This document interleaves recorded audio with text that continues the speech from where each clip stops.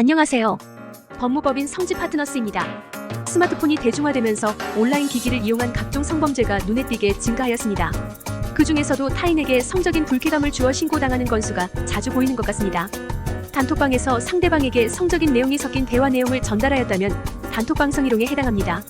여기서 성희롱이란 성과 관련된 말이나 행동으로 상대방에게 굴욕감을 주는 것으로 언어적 유형과 시각적 유형으로 분류할 수 있습니다.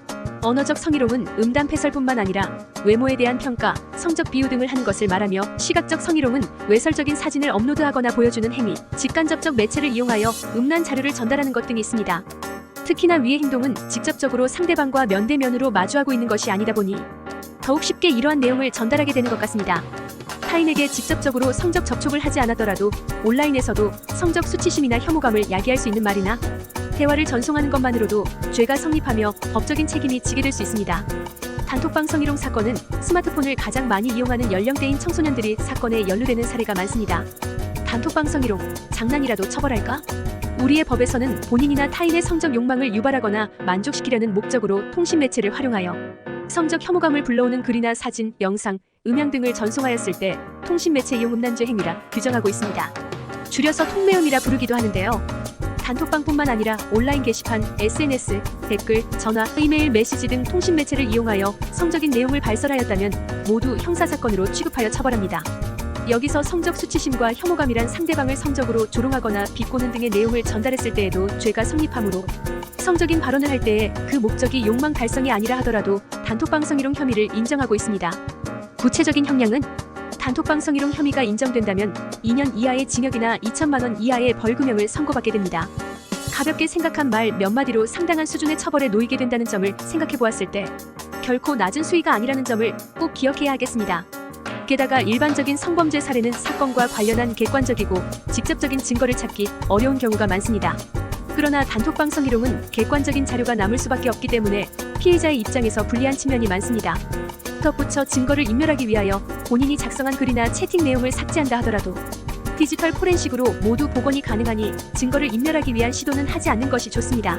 형사적인 무리를 빚게 되었다면 사이버상에서 발생한 사안이라 생각하여 가볍게 여기지 말고 신중하게 대처해야 합니다. 관련 문제의 엄중성이 강조되면서 수사 절차 또한 엄격하게 진행되고 있으므로 위법 행위로 단속되었다면 법률 지원 서비스를 받아보는 것을 권합니다. 케이스 단톡방 사람들에게 본인의 신체 부위를 전달하여 혐의를 받은 사례. 의뢰인은 작년 겨울 친구들과 술을 마신 후 집에 돌아가는 길에 오픈 채팅에 있는 사람들과 대화를 했습니다. 그러던 중 갑자기 자신의 신체 일부를 촬영하여 그 사진을 다수의 사람들에게 전송했습니다. 해당 사진을 목격한 피해자들은 상당한 불쾌감을 느껴 경찰에 신고하게 되어 조사를 앞두고 저희 사무실을 찾았습니다. 법률 대리인은 의뢰인과 상담한 후 사건 당시의 정황을 다시 한번 살펴보았습니다. 그런 다음 경찰 조사 시에 올바른 답변을 진행할 수 있도록 조사실에서 모의 연습을 진행했습니다. 이후 경찰 조사에도 함께 참석하였습니다. 송치된 후에도 의뢰인이 술에 취한 상태에서 분별력을 잃어 충동적이고 우발적으로 본 범행에 이르렀음을 적극적으로 피력했습니다. 이후 피해자의 국선 대리인과 접촉하여 사과의 말을 전하며 피해자와 합의를 이끌어내었습니다. 또한 변호인 의견서에도 의뢰인에게 유리한 양형을 정리하여 검찰 측에 전달하였습니다. 이 같은 조력에 힘입어 검찰은 의뢰인에게 기소유예 처분을 하였습니다. 의뢰인은 대학교에 재직하고 있는 학생으로 형벌을 받게 될 시 젊은 나이부터 전과자로 살아가게 될 수 있었습니다.